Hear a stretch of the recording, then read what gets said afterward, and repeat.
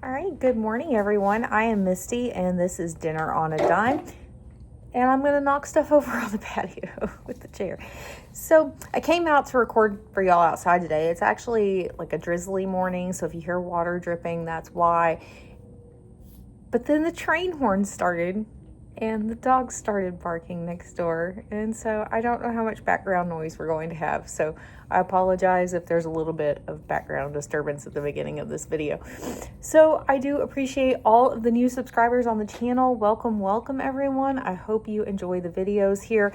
The last video that went up on the 22nd is getting quite a bit of views, has added lots of new subscribers to the channel and lots of comments on it, which I love. And so I've taken the time to respond to all of those comments. I love interacting with you guys. So trust me, the more people that subscribe to the channel, ring the notification bell, leave comments, the broader the audience gets that YouTube pushes videos to. And so I definitely appreciate the support. Remember, guys, it doesn't cost you anything to hit the subscribe button, so I would appreciate it if you would do so at this time or by the end of the video, right? Make sure to leave me a thumbs up. If you leave a comment, great. Like I said, all of those things help trigger YouTube to know, hey, people are enjoying this content and let's push it out to more people. So today we are going to talk about 15 tips on how to start a prepper pantry in 2025. Now, is it too late in the game to start a prepper pantry? No, it's never too late in the game. It may get harder to find the items at a cost-effective point, but you can do it. It's just going to take a little more effort on your part to search the sales, maybe go to a couple of stores that are out of your area is needed, but you can still find those good deals in order to start a prepper pantry, a long-term pantry, a working pantry, whatever you want it to look like, okay? Do you want it to be something that you're consistently rotating through? Do you want it to be something that you're holding for 3 to 6 months before you start to utilize it? Is it going to be an emergency pantry where you only touch it if there's an emergency? It's going to be based on what your needs are and what you want it to look like. In my house, I don't necessarily call it a prepper pantry. I think of it more as a working pantry.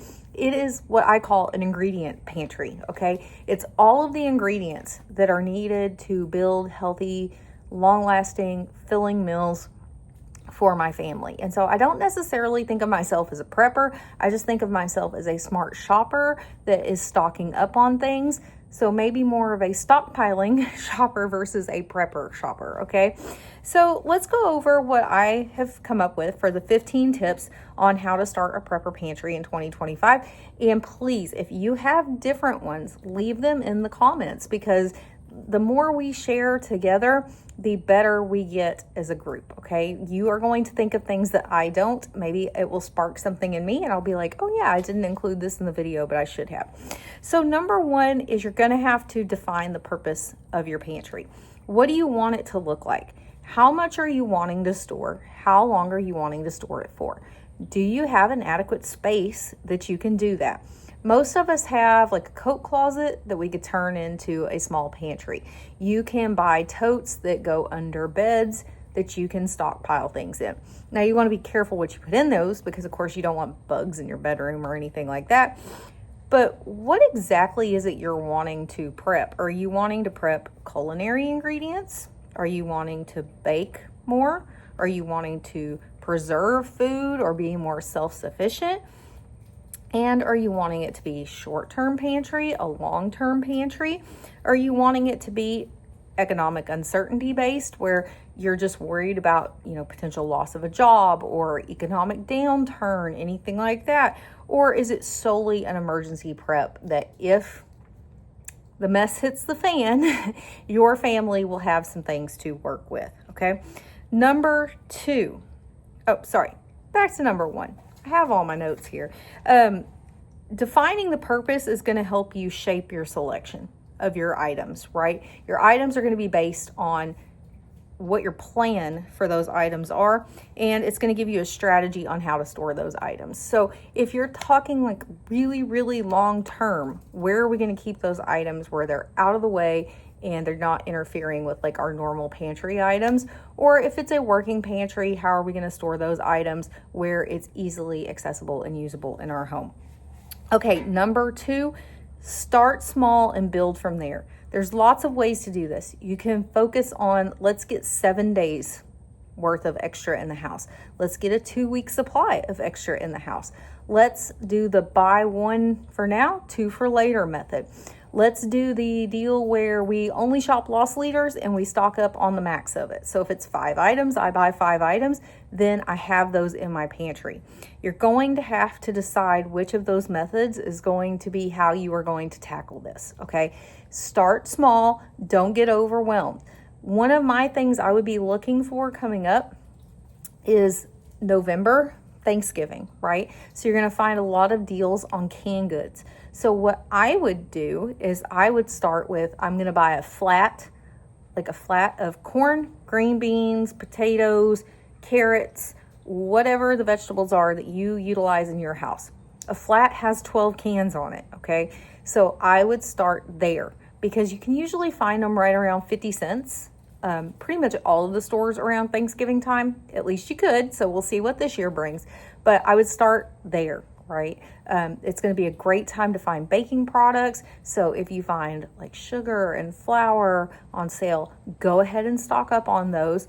Make sure you're storing them in the appropriate way. Again, we don't want bugs in our food supply. Okay, don't dive straight into long-term prep unless your end game is long-term prep, okay? Because it can get really overwhelming to try to keep track of working pantry, short-term, long-term, all at the same time. Let's focus on one thing at a time. Let's make sure they are shelf-stable items. We want to make sure we have clean water on hand. We want to make sure we have some first aid and hygiene items in there. And then we want to start growing it. Okay, we want to start growing it to a 1 to 3 month outlook. See, the rain's coming back in. We want to eventually get to where we could go 6 to 12 months with our prep, if that's what you're wanting to do. Now, again, not everyone's wanting to do that, and that's okay. If you're just developing a working pantry for your family, you may never have the desire to go 6 to 12 months out. But I will say this, I started mine as an ingredient-based working pantry, and the next thing I knew, I easily have enough food to feed my family for 6 to 12 months. If this gets too loud, I may pause the video and come back. We will see. It's just kind of coming and going in short little bursts.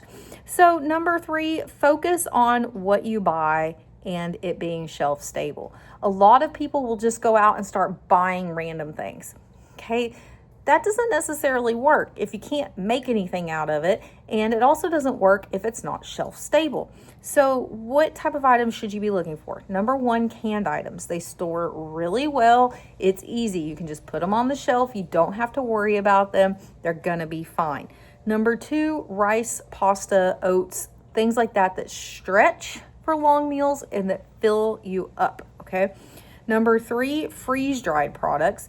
Now, freeze-dried, you're probably going to get more into if you're doing that longer-term prep or emergency prep, okay? If you're doing short-term or ingredient-based pantries, you're probably not going to do as much of the freeze-dried items, and that's okay. Peanut butter, honey, shelf-stable milk, just begin to look at your options on what it is that is going to last long-term on the shelf. Start to do some research on what items go well past their expiration dates, okay? I like to stock things that I know, even if I don't get to it by the expiration date, it is going to carry well past that, okay? Because I want to make sure I have plenty of time to use it, especially when you have that longer term, like 6 to 12 month pantry built up. You're going to want to make sure you have plenty of time to use those items. All right, number 4, this is a big one. A lot of people go wrong right here. Stock what your family eats. If you only buy foods that your family doesn't like, then guess what? You're not going to use those items. I have fallen prey to this a little bit myself. I thought I'm going to stock up on these boxed scallop potatoes because it's cost efficient. We like scallop potatoes. Okay, perfect. I'm going to stock up on those. I didn't even test out a box. I just bought the max like on 2 different sales. It was like a multi-week sale. And so I think I ended up with like 8 boxes of these potatoes. We made one, and I guarantee you my family will not ever eat that again. They will not do it. And so you want to test things before you stock up on them. Make sure your family is going to actually eat those items. And especially if it's a long-term prep, okay? The last thing you want is to be in an emergency situation or a situation where you are dependent on what you have, like a loss of a job, loss of a spouse, loss of a child, and find that no one wants to eat what you have because they don't like it. You want it to be things that they enjoy. So it's wasteful to buy items that you won't use. So if you find that you have bought something that you will not use, please, please, please find a food pantry. Find a local little pantry that's one that people can take and give as they can throughout the day. Find a resource so that you can donate those items so that someone who will utilize them has the opportunity to do so. And then use the items you have with swaps or test meal ideas, okay? If you're wanting to try something new, don't run out to the store and just buy a whole bunch of ingredients and then throw them in the pantry. They get lost in there super easy. So find swaps you can do with foods that you already have in your pantry, and it makes it a lot more economical. Okay, number 5, make sure to rotate your food. You want to start this kind of as a working pantry and then build it more to a long-term pantry. You want to stick with that first in, first out method, and then make sure you're labeling with an expiration date if needed. Now, of course, your expiration dates are already on your cans, but especially if you're like double stacking them, you're not seeing the expiration dates on all of them. So a lot of people will write on the front of the can in Sharpie what the expiration date is or the purchase date so that they know they are pulling what they bought first and saving what came in later. All right, so number 6, I kind of already touched on this, but don't forget water, okay? You need clean water during an emergency. So if this is an emergency prep, now if this is just a working pantry, you stock a little water, you don't need a lot. But if you are thinking long-term, don't forget, clean water is a must. You're going to need it for drinking. You're going to need it for sanitation purposes. And the recommendation is 1 gallon per person per day. Okay, so think if you want to stock enough water for 7 days. In my family, there's 4 of us. So that's 4 gallons a day times 7 days. That's a lot of water to stock. So I don't necessarily worry about the gallons. I store bottled water. Right now, I'm not buying any because, again, I don't have a job right this minute. So I'm not going to buy any right now. But I do have probably 6 24 packs of water that we are working off of as we need it.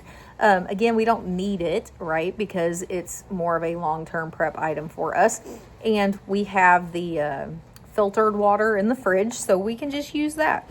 Number 7, don't forget your non-food essential items. So what is a non-food essential item? I already kind of touched on hygiene, first aid, right?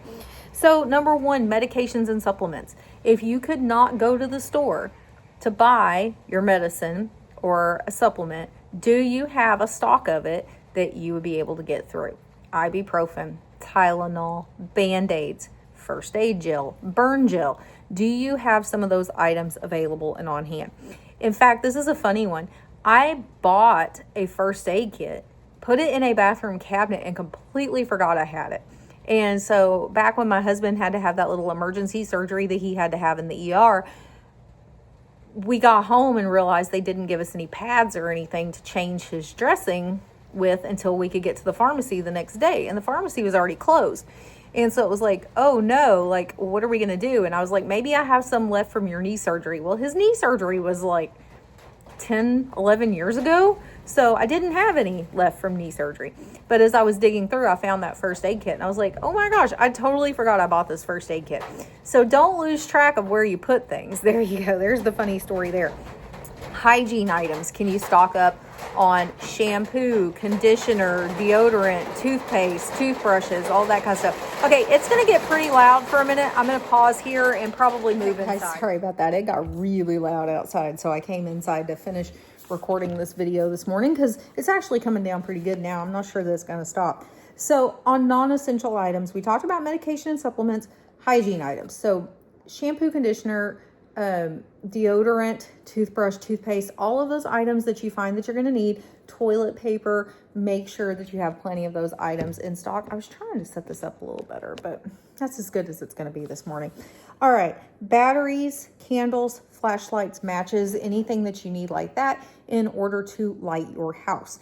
We have lost power in our town one time for 4 days. We couldn't go anywhere for 4 days because no one in town had any power to do any transactions. Okay. So you were living off of basically what you had or what you could trade your neighbors for. And these were things that we definitely did not think about. We had candles and matches, but that's not going to last for 4 days. We didn't think about wood. So we have a fireplace, and of course it was really cold when this happened, but we didn't have any firewood. So we had to find someone online that we could go buy some firewood from, and we had to have enough cash to do it because, again, banks weren't open. No, there was nothing that we could go to that was open. So make sure you have some cash on hand. If it's winter time, make sure you have some firewood on hand. Pet food, make sure you have enough pet food on hand to take care of your pets. Maybe I can put this here. I'm trying, guys. I'm really trying to make it better, but it is what it is. All right, and you want to take care of your pets, right, as well as the human people in your house. So if you need cat food, if you need dog food, if you need cat litter, make sure you have a little bit of that on hand as a safety stock. And then your infant care needs. So do you have enough formula, wipes, diapers, that if you needed to make it through an emergency situation for a few days, you would be able to do that? Ooh, you might hear the thunder. This is just not working. I may just hold it for the rest of the video. I don't like the lighting situation behind me, but I also don't like that I have a whole bunch of this video left. So I'm going to pause here. I'm going to figure out this situation. I'll be back. All right, we're going to try from here. I'm setting up my tripod. We're going to see if this is better. I think that's better, right? I definitely like it better. It's the light's not shining into the camera. So now we can finish recording this video. I'll just have to be a little louder and talking to you guys. So number 8, make sure you include seasonings and comfort foods, right? So when you find yourself in an emergency situation where you are needing to feed your family and try to keep everyone happy, like when we were out of power for 4 days, that's incredibly hard to keep everyone comfortable and happy, especially if it's cold or it's hot, and that's going to happen.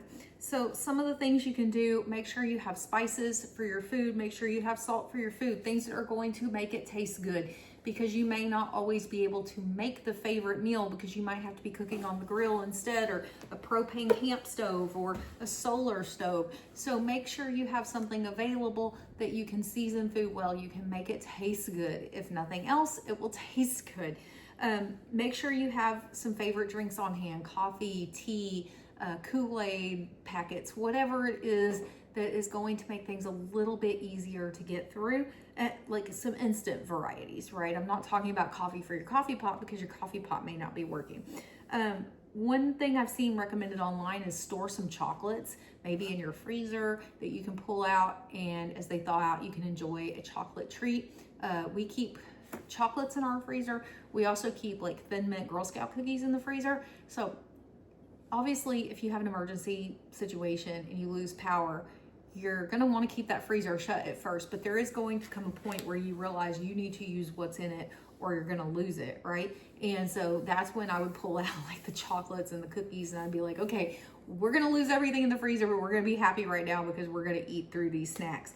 But what is it meant to do? It's just meant to lift that morale during a difficult time. If you've ever been at home with kids during an emergency situation that drags on for a few days and you don't know when the end is coming, it's hard. It is hard to make it through. I've been there. So any little thing you can do, and I stock special treats in my pantry as well, not just in the freezer. And they're way at the back, so the kids don't even know they're there, or they're way up in a high cabinet where the kids can't see them, because that way I can pull those out in an emergency situation. And it's just a little bit of happy. It's a little bit of happy in a turbulent spot in your life, okay?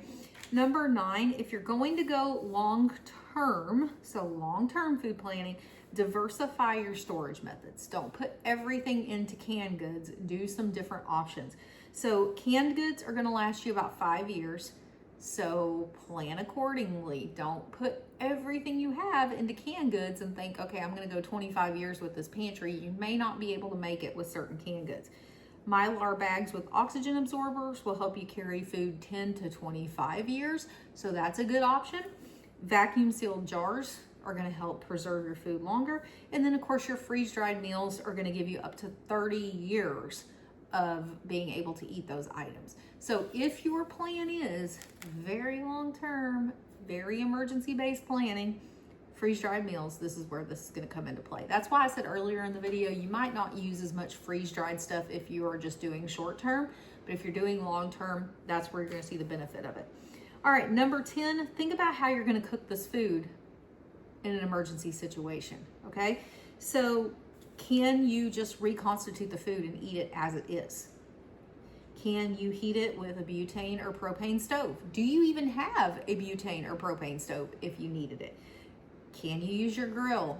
Okay, do you have enough grilling supplies? Do you have a solar oven? Do you have firewood and cast iron so that you can cook over an open fire? What are your cooking methods going to look like? Now, I didn't put it on this list, but I'm thinking about it in my head. How are you going to open those foods? Okay, if you only have a plug-in can opener, how are you going to open anything? It's great to have the butane stove, but how are you going to get into that canned good? So make sure you have some sort of can opener that doesn't require a power source. Okay, that's a big one. All right, number 11, keep inventory. You need to know what items you have, the expiration dates, the quantities, the location of it. So if not all of your pantry is in one central location, where can you find it? If you have multiple freezers, label them and put which freezer the item is in. Because if you don't, it can take you forever to find something. And that's the last thing you want to be doing, especially if you're going by flashlight or something, is trying to find something and you having no clue where you stored it. All right, so there's multiple ways to do that. You could do a spreadsheet, you can do a notebook, you can use an app online. I actually did an app online for my big ingredient kitchen. However, when I left my job, that app was on my phone, and that phone was a company phone. And so I don't have that app anymore, and it's really making me mad because there's no recovery method on it because it wasn't tied to anything other than just being on your phone. It didn't ask for an email. It only asked for your phone number. So guess what? I can't pull it up on my new phone because it wants to text a code to the phone number that was on the phone. And so that one kind of stinks because I'm going to have to re-inventory my entire pantry at some point. All right, number 12, make sure you are storing the items properly. So you have to keep in mind heat, light, moisture, oxygen, pests. How are you going to protect the food to make it last as long as possible? So the key here is cool, dry places, unless it requires a different environment, and making sure that it is sealed so that bugs aren't getting into it, okay? You want to make sure that you avoid certain places like attics and garages that get super hot. My garage, I'm in Texas, my garage is hot. It would not be a good place to store food. In fact, when we were redoing my pantry to put in all the shelving and I had to put stuff in the garage, I was so worried about how much of it might go bad. But luckily we were able to get that project done in a short term so that I didn't lose any food. All right, so number 13, learn to supplement with self-sufficiency. So what do we mean by self-sufficiency? Can you grow a garden? And then can you utilize the ingredients that are in your garden into your cooking? I try every year to have a garden. I have found that pumpkins grow really well and watermelons grow really well. But when I try to do things like peppers, cauliflower, broccoli, I'm not as successful with those things. I want to be, but I'm not. And so I think it's more like it's just so brutally hot in Texas and it's so humid in Texas and the plants just aren't happy. I don't have a greenhouse. I wish I could have one, but I don't. And so I have to learn, what I can do and what I can't do with a garden here in Texas. So can you raise chickens?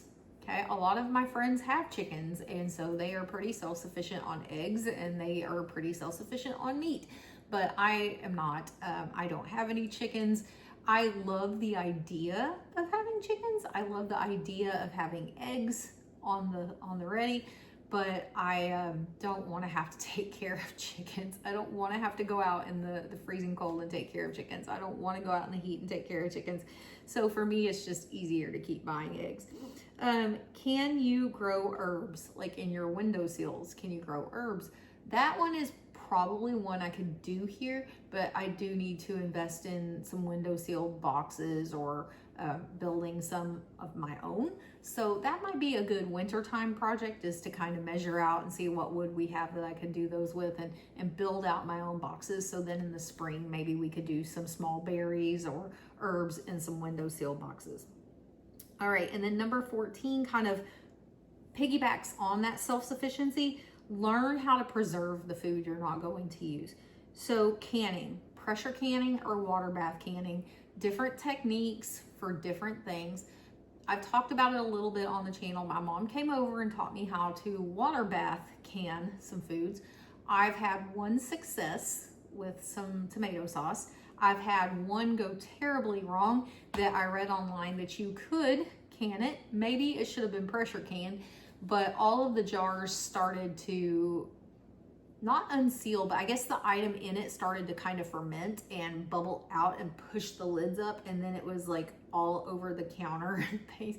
It was a huge disaster. So it is a learning process, and is one that I have not mastered. So if you've mastered canning, good job. If you haven't, it might be a good time to start learning. Can you learn to dehydrate, pickle, ferment, vacuum seal different foods? Okay, I would like to learn to start pickling items, but again, I have to learn how to can them first. So I've still got some lessons out there. But the nice thing is it lessens your dependence on the store. It lessens your dependence on the supply chain. And so there's lots of benefits right there. If you had to go shopping during the 2020 mess, you know firsthand how hard it was to find things in the store. And so having some more self-sufficiency, some more self-dependence is not a bad thing. All right, number 15, practice using your pantry.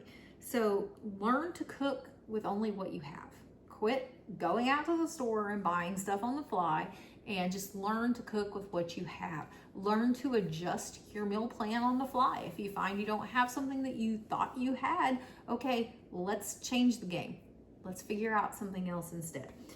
It is going to help you reveal any gaps that you need to close out. So it's kind of like doing your emergency plan, right? So you evacuate your house, you meet at the mailbox, you plan, you practice.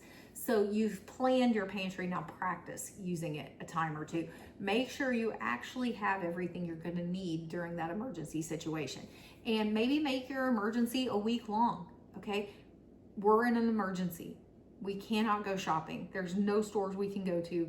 Let's use what we have for a week. You're gonna be able to restock those items slowly, but you're also going to have that practice. So you're going to feel more confident, more capable if you have an emergency. Plus you're going to see, oh my goodness, we totally forgot we needed this. We totally forgot that this is something that we use on a day-to-day basis or a week-to-week basis, right? And it's real world practice on being more self-reliant, okay? You gotta, I feel like we're headed back in that direction, where we've got to learn to rely on ourselves, and we have to learn to rely on each other. So what do I mean by rely on each other? Have some things available that you can trade people if it comes down to that. So we had to do that a little bit back in 2020. Like I was saying, we had a need for firewood, and we didn't have a lot of cash on hand because we're not a family that stores cash on hand really. And so we were able to barter with someone for a load of wood so that we could help keep our kids warm. And that was such a different experience. That was not tied to the 2020 situation. Sorry if I said it that way. It was separate from that, but it was about the same time was the year that we got the bitter cold snap here. We were out of power for 4 days. And so we didn't have a way to cook anything. I mean, it was a real struggle point for us. And I think it was an eye-opening experience, both of those. 2020 was an eye-opening experience on, wow, we have not prepared ourselves well for this type of emergency at all. And then that cold snap was another learning experience of like, okay, we've prepared ourselves. We have these items. Now, how do we use them? Because we just didn't have a way to do that. All right, so there you go. That is 15 things I would definitely take into consideration when starting a prepper pantry in 2025. There are lots of other ones, okay, lots. You've got to determine what your budget looks like. How much can you put towards prep items on a weekly, monthly, yearly basis? Again, you're just going to have to look at what's going to fit your family the best. So if you have any additional tips, make sure to leave them in the comments. Like I said, I loved getting to interact with all of you on that other video, and I hope we get to continue to do that here on the channel. And I will see you in the next video. Bye.